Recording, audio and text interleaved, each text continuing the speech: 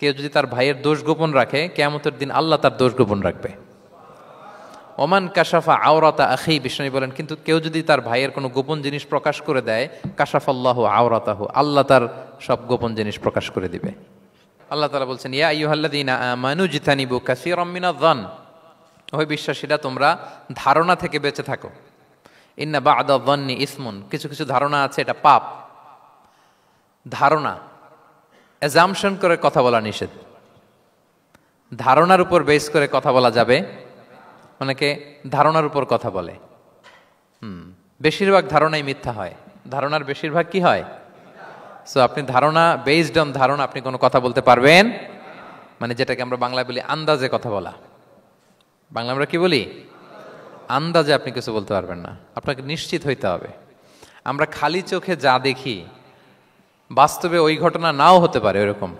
What ever we see, এটা real scenery নাও হতে পারে, কিন্তু ভেতরে হয়তো এমন কিছু একটা আছে যেটা আমরা জানি না। এজন্য ধারণা করে কথা বলা নিষেধ ইসলামে। ওয়া ইন্না যন্না লা ইউগনি মিনাল হাক্কি শাইআ, আল্লাহ বলেন ধারণা কখনো সত্যের বিকল্প হতে পারে না। আপনাকে সত্যটা জেনে বলতে হবে। আপনি ধারণার উপর কিছু বলতে, আমরা এরকম সমাজে অনেক করি, অনেক। আপনি পাবেন, দেখবেন যে ধরেন যে আপনাকে আপনার এক বন্ধু দেখলো, রিক্সা দিয়ে যাচ্ছেন, আপনার পাশে এক নারী বসা, তো সে অনেক কিছু খারাপ ধারণা করতে পারে। এরকম হয় না সমাজে?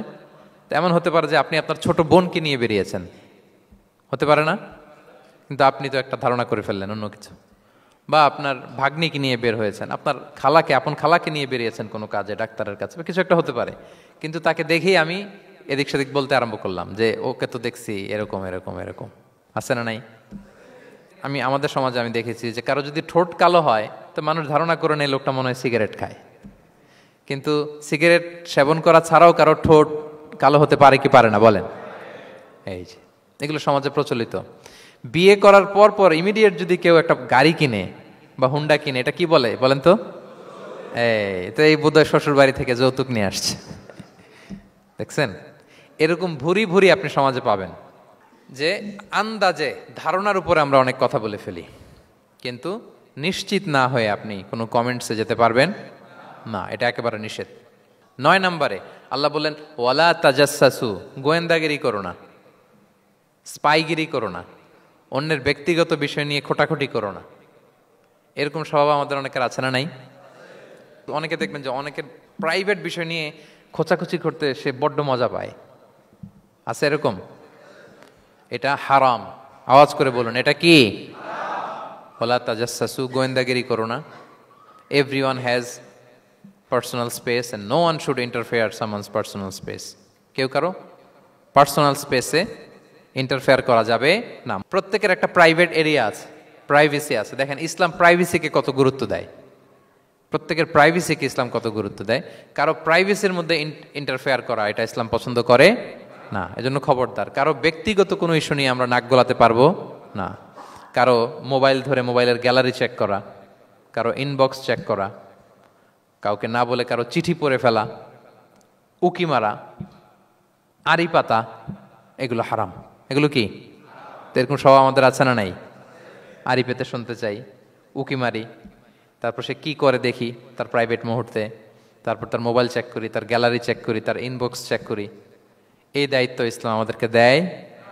এমনকি ইসলামী রাষ্ট্রও যদি হয়, ইসলামী রাষ্ট্রের জন্য এটা দায়িত্ব না যে প্রত্যেকে ব্যক্তিগত তার বেডরুমে তার প্রাইভেট লাইফে কি করে এটা দেখা। It's not his business.